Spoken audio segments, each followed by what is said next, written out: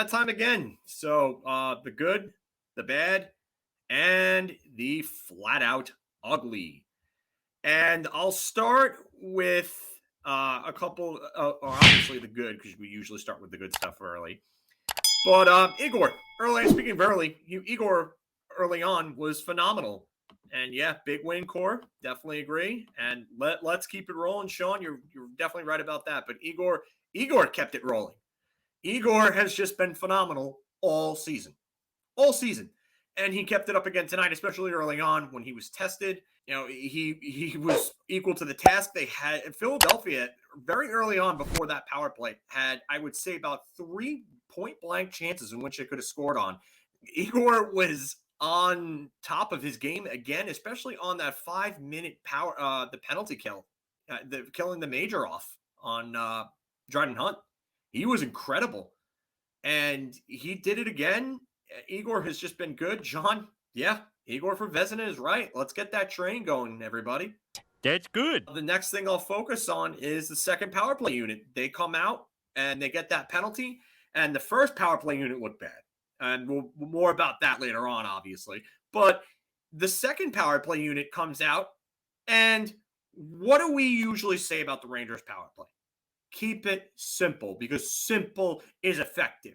And simple was effective as Jacob Trouba absolutely hammered a bomb home from the point.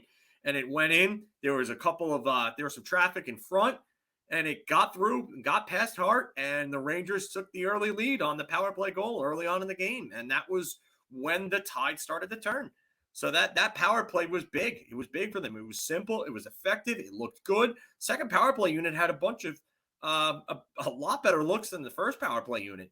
But again, more on that a little later. The third line is my next point. The third line continued its strong play once again.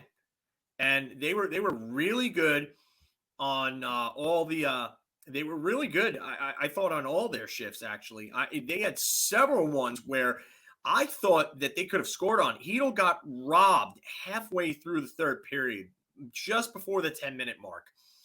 And I honestly thought he was going to score there. But they had a bunch of good looks. Gauthier kept up his good play again. I thought he looked really good. Maybe not as good as the previous game against Boston, but he still had a pretty damn good game. Chytil was really good. I thought he was the best player on that line. But Lafreniere was pretty good. Overall, that line continues to show that they belong together. They absolutely belong together. They're feeding off each other. They've got chemistry. Jack, again, yeah, that line's electric. Can't say that. I couldn't agree more with that. So they continue to keep this up. If they continue to play like this, especially against the better teams, Philly is not a fraud or an imposter team. I wouldn't say that they're a top of the line team, but they're a pretty good team. They've got some firepower, and they played well against them. So if that third line continues to keep it up, I'll tell you right now, they're going to be. This team's going to play a lot better, and they're going to continue to win games the way they're winning games right now. The Rangers really dominated after that power play goal. That power play goal was a turning point for the team. I thought they were very well. They played very well after that first power play goal. They took over the game. They absolutely took over the game. Philly almost got blown out of the building. If they had converted on maybe 2 or 3 more of those chances in the first period, which they had some really, really good looks, the Rangers would have blown Philly out of the building, and it would have looked like the St. Patrick's Day massacre from earlier on in 2021. Oh, snap! Kakko. What can we say about Kakko? Has he finally turned the corner? Because it sure as hell looks like it. And I would agree with this, Jack. Mika looked like himself. Still not himself, but yeah, he did look better. And I think part of that is just Kakko being a play driver on that line is helping that line out. Chris Kreider, I mean, Kakko, one of the passes he made on that Kreider goal, are you kidding me? Him and Trouba? What were they channeling their inner Wayne Gretzky? Because the puck was just moving like crazy on that play. It was just tic-tac-toe, bing, bang, boom. It looked like a pinball machine the way that puck was moving. That was incredible.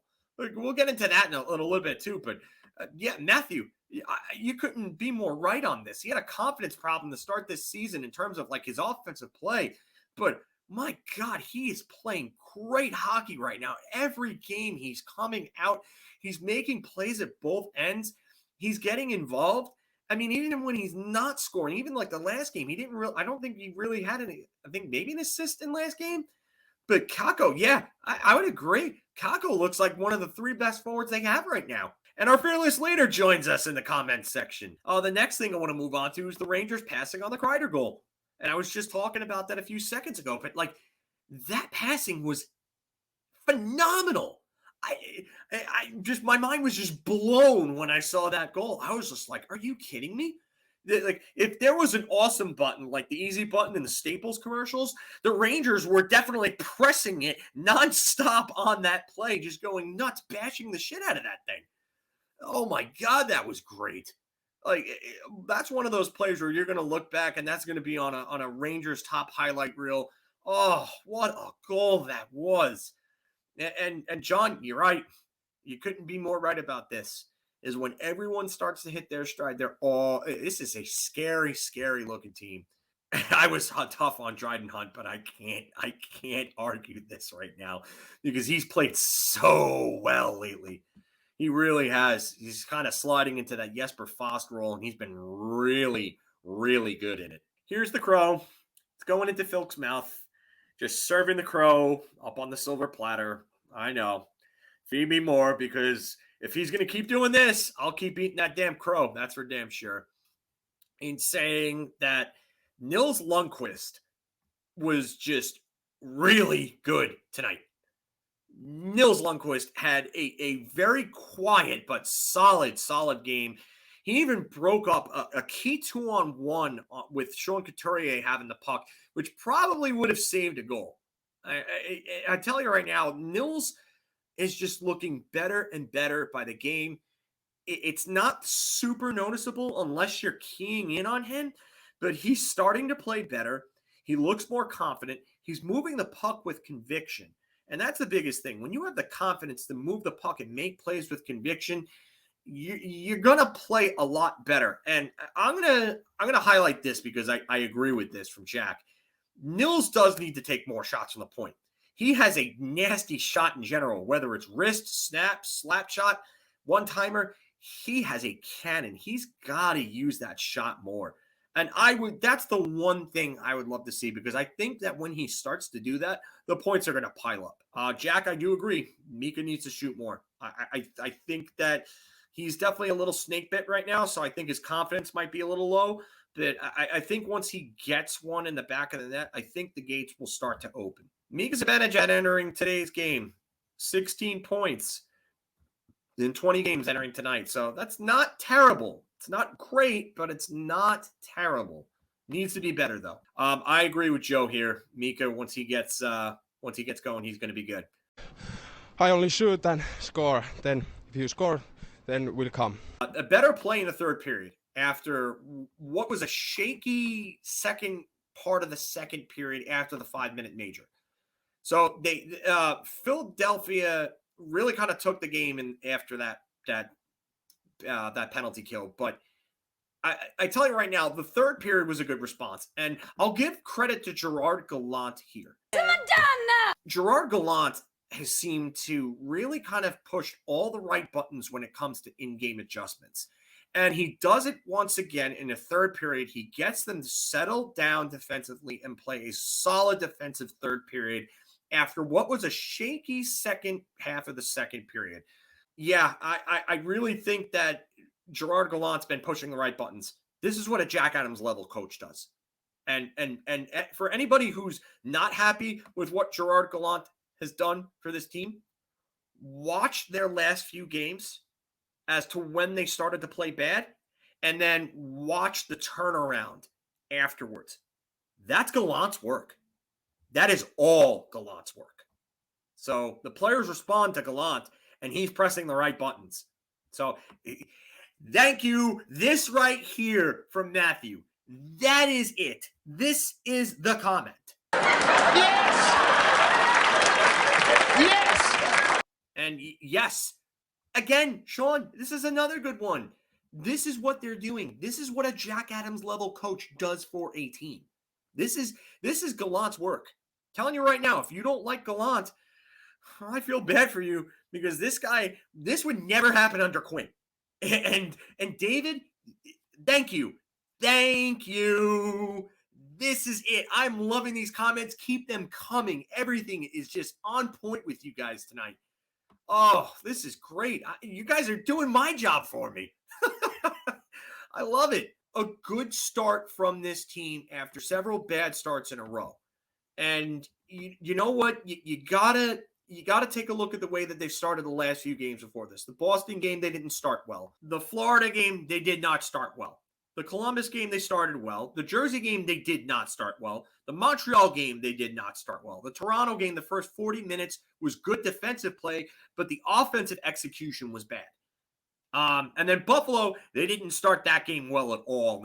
They managed to win that game quick. They were bad in the first period against the Islanders, which was not good enough. And then, again, a bad start against Boston. And then after the second Boston goal, they turned it around. So, you know what? Again, credit to Gallant for addressing that and having this team come out with a real good start. You guys are all probably going to look at me like I have 6 heads, and that's fine. But my next point, Patrick Nemeth actually had his best game as a Ranger. The world will end next week. I didn't see one bad glaring mistake from him. I thought he was solid in his own zone. He actually broke up a 2-on-1 that probably would have been a goal. Nemeth saved a goal there, and somebody better ask how Satan's balls are feeling because they're probably got some icicles growing off them right now. But the PK was perfect. Yes, Philly went 3 for 40 in November. So their power play was bad, but the PK was perfect, looked very effective, didn't give Philly a chance to get back in it. And that's important because that game could have turned around and it looked like it was close to turning around at one point. So they kept taking penalties and they kept killing the penalties off. Chris Kreider even looked good on the penalty kill. It was Artemi Panarin's two-way game tonight was incredible. I mean, he pickpockets and scores on Giroux all in one play. And yes, that's big because last night was a big night for the Rangers. Washington lost in the final seconds of regulation. Dallas beat the crap out of Carolina. Those two games were big. But Artemi Panarin, two-way game tonight, chef's kiss. Yeah, and you're right. But we're going to move on to the bad. And I only put one bullet point in my bad section, and that was just Miller being out of position on the Philadelphia goal. Miller went up high, which he shouldn't have done as a defenseman. He went and chased the guy up high, and that led to confusion with the forwards being down low. I thought, again, Chytil should have been the man down low and not Lafreniere. Lafreniere is not really the greatest defensive player. He's kind of meh, average at best defensively at this point. So Chytil should have been there, but again, confusion left Jacob Trouba out to dry on that play. But if that's the only gaffe you're going to get from those guys, I'll take that and run. I really will.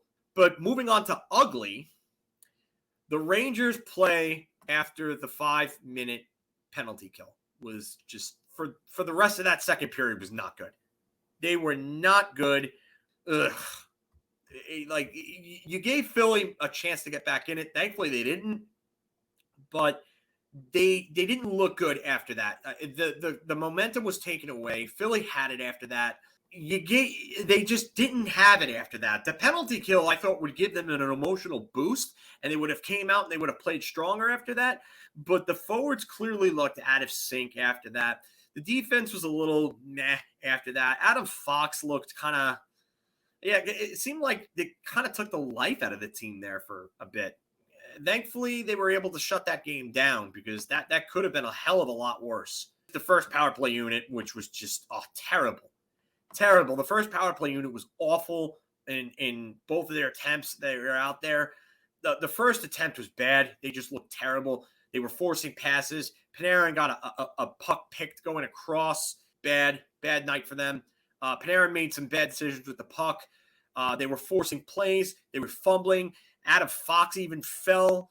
Panarin almost had a shorthanded breakaway off of a bad pass he made. I've been calling for something like this for a while, but I've been saying Lafreniere because I like Lafreniere's shot. I think he's got an elite level shot. I think he needs to be on that Strome spot. And my last ugly bit was the call on Dryden Hunt. And I know this was asked for before, but that call was terrible. Listen, if you would have given him 2 minutes for boarding, I would have said, okay, fine, fair enough. And the blood, it wasn't bad enough. He just, the visor clipped his face and cut him up. And I get it. The play looks a lot worse because of the blood. And it really wasn't that bad of a hit. It really wasn't. And the major, the misconduct was uncalled for. And the major was even questionable on that.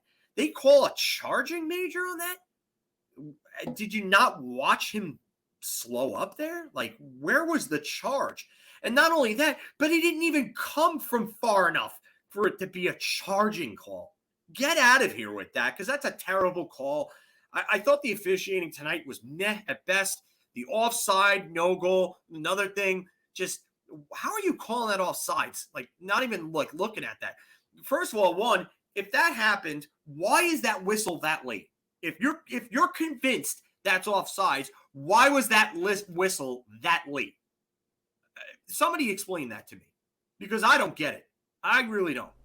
If you like that video, we got a lot more. So check out any of these that are right over here. And don't forget to like, share, and subscribe. Your ideas are intriguing to me, and I wish to subscribe to your newsletter.